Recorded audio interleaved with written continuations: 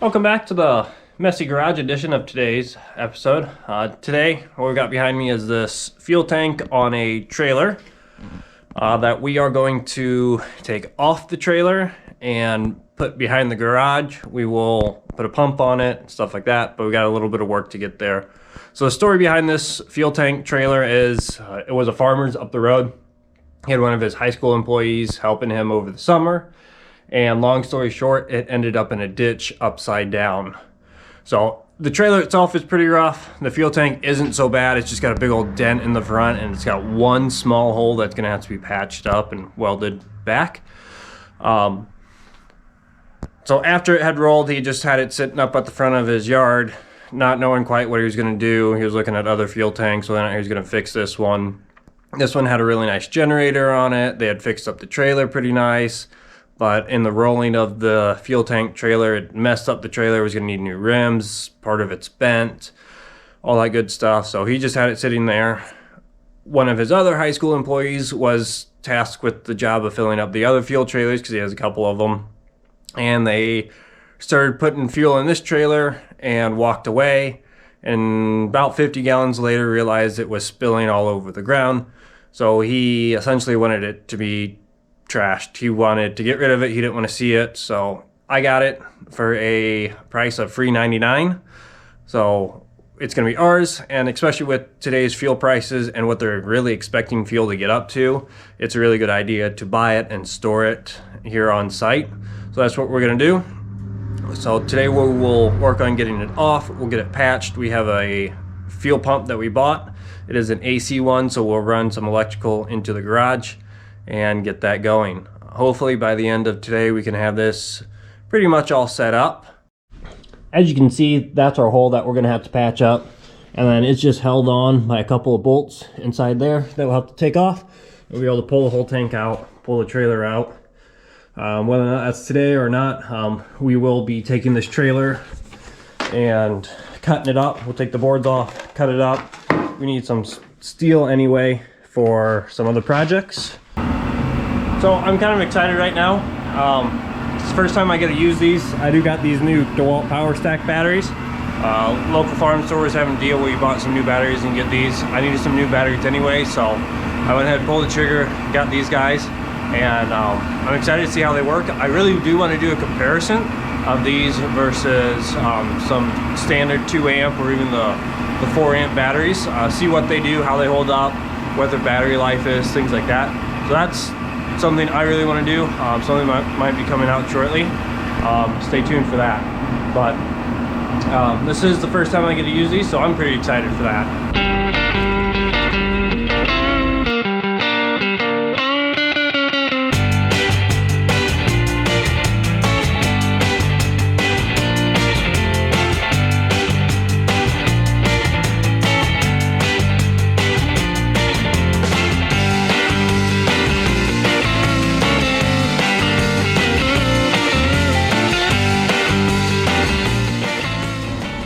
So now we need to get this back a little bit. What we're going to do is get the come along. We'll hook it onto this point. We'll hook it up onto our hitch up there, or hook up there, and we'll lift the whole thing off, and we will pull the trailer out of the garage. It'll probably be, I doubt I'll have enough time to get this trailer cut up, but at least that'll be out. We'll have the whole garage to work on the tank.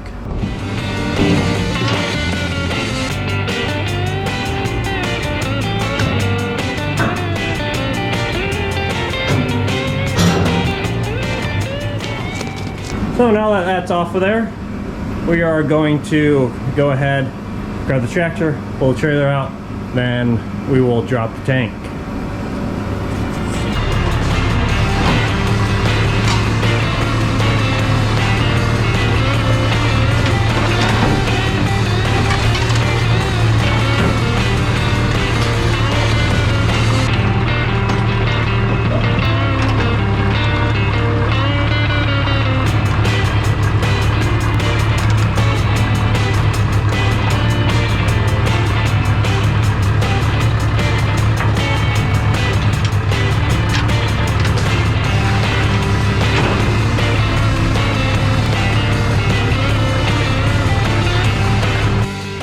So you might be asking yourself, well, why don't you just go ahead and use it? I mean, it's not a bad little trailer to pull behind like an ATV or side-by-side or, you know, something like that, little farm trailer. And well, the quick and dirty answer is it just doesn't fit into our operation. We don't have an ATV, we don't have a side-by-side, we don't have anything that would pull it very well. I mean, we have the truck, but we have trailers for that. We need the steel, so we'll go ahead and use that. And we have one spare rim, but the other rim is junk. You'll have to find a tire for it, you have to find a rim for it, all that sort of stuff that it's not something I want to put the time, effort, or money into. And again, it just doesn't fit into our operation, so we're gonna go ahead and use it for what we need it for, and then kind of dispose of the rest. It does have some good planks on it, it does have some good straight steel that we'll be able to cut up and use in other applications, so that's what we'll go ahead and use it for.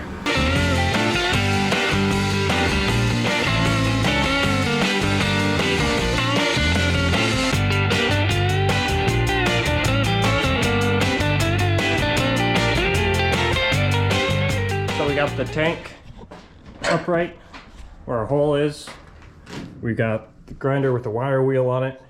We're gonna get this cleaned up around it, and then we'll get the welder out, and we will kind of just slowly tack that shut. We'll see what else we can put around it, see if we can't seal it up a little bit better.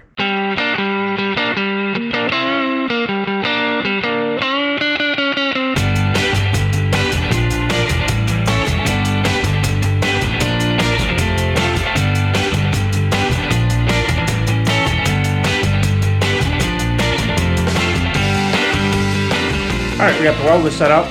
We got some 6013 rods to use. I like them because they're pretty much easy to use. We got the welder set on a pretty low setting.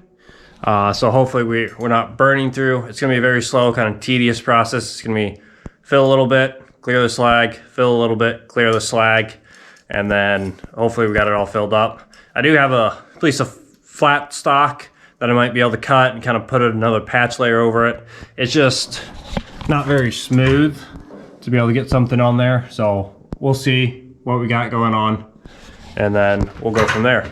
Well, we can chalk this up to the redneck fix too. I was looking at it a little bit closer, and it would be better if we could find something to fill it in.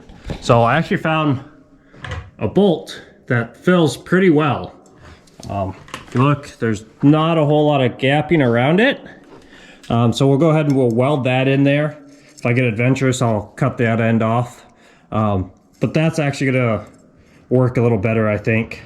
That won't give us so many gaps to worry about if it's leaking or seeping around.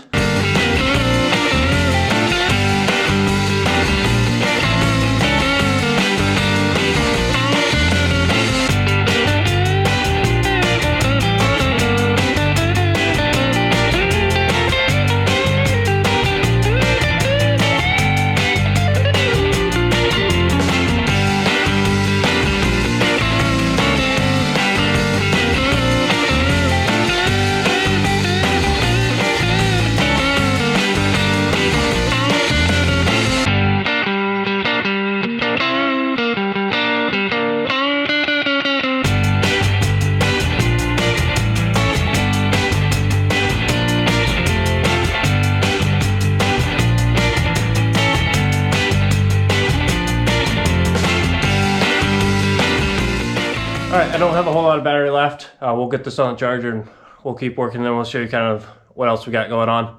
But it's obvious I'm not the world's best welder. I do have some moments that it looks pretty decent. My brother, who is a welder, is probably gonna watch this and think I'm a chump, but that's okay. It'll hold. It shouldn't be too bad. The gaps weren't that big, especially after putting that bolt in there. So we'll be fine there. We'll get this put down. We got a pump. We'll get the pump put on, and we'll get that set outside.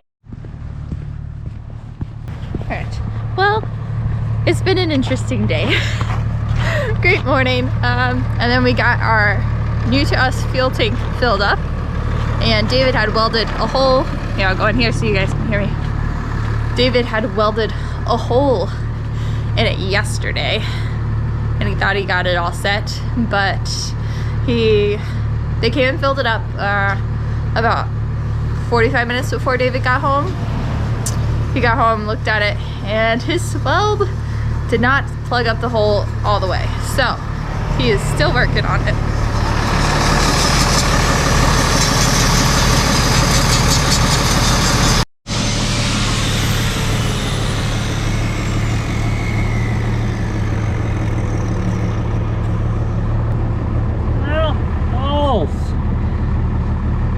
There's a little tiny hole.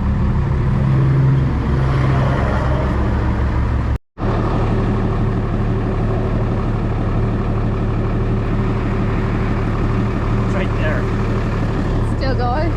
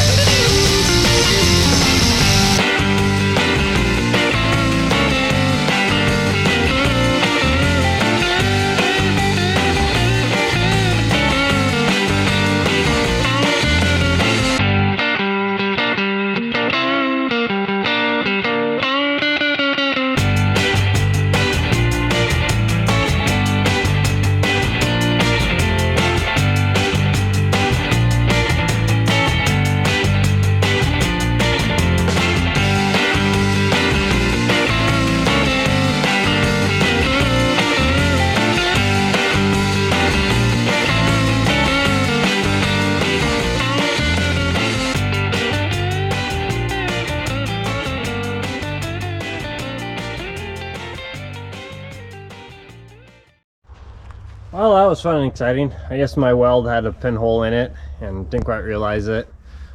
So fuel man showed up earlier today. We got 300 gallons of fuel.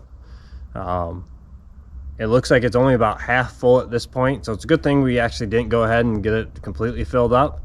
That was one of my worries, is that if that weld didn't hold up, that it'd be kind of a nightmare to get addressed. So lesson learned, that you can't weld with an open leak of diesel. So what we ended up doing is grab the tractor, lifted it up, and then welded it with the fuel on the downside. Seems to be holding now. We'll see. I should have listened to my brother. He told me to coat the whole thing in JB Weld, so we'll probably still go ahead and do that at some point, just to give it an extra layer in case it does have just a minor pinhole or get rust or something like that. But yeah, we got a GPI fuel pump. We got a fuel filter with a water separator on it. It is a 115 volt system. Realistically, I would like to move it over just on the corner of that white shed. We do have electricity to that. I'd really like to put it over there, but I got a bunch of logs right now that we're going to cut up for firewood for next year. They're pretty green still. So once we get that cleared out, another reason why I only wanted half a tank, because I knew I would eventually go through it by the end of next year, or the end of this year, I'm sorry. So I would like to put it over there. I would like to hook it up to a switch, and so I can kind of have a hidden switch in one of the back corners or something like that. So it's another level of security. On the fill cap, we have a lock. On the pump, we have a lock. I don't like it right where it is, just because you can see it from the road, and especially with fuel prices going the way they are, and with certain political things going on across the world driving up fuel prices, I think fuel prices are going to get real expensive real quick, and it would not surprise me if somebody tries to steal it. So I want to do everything we can just to kind of lock it up, especially since we're on such a busy road. But yeah, that's the end of that adventure. I would like to do a review, see how that GPI pump does compared to a fuel right. The one thing I really do like, which I'll show you real quick, is this right here. It's a spin-on union, where the fuel right, it just is solid and it twists in there. So what actually happened is we had a chain hooked right here. We put it down the tractor's transmission brake or parking pole. There we go, that's what I was looking for. Decided to skip a few gears, which it has done, and it seems to be getting worse, so that's something we're gonna have to address. But it skipped a few, and I had the bucket low enough to get the chain off because I came from up the hill with it horizontally instead of over here. And what actually happened is it pulled off this pump and actually broke that union. We'll see if we still have it in the garage. So it shattered that union that it came with. Here's half of it. Here's the other half.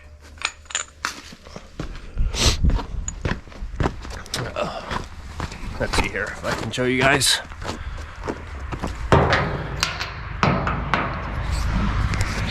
So this is actually what it came from. That would go into the tank. That sat on top of there. It's just an aluminum fitting, and it snapped this off. So it also broke our fuel tube or pickup tube, which if it was the fuel right that just screwed in there, it may have been a little worse, where it may have just broken the pump or something else. But because it had that twist on cap, it only broke that aluminum fitting. So quick trip to the hardware store, we made our own fitting. It's a 2-inch screw in to 1.5 on the top, so we just got that 2-inch to 1.5 piece, and then the 1.5 threaded piece, and we got that put back together.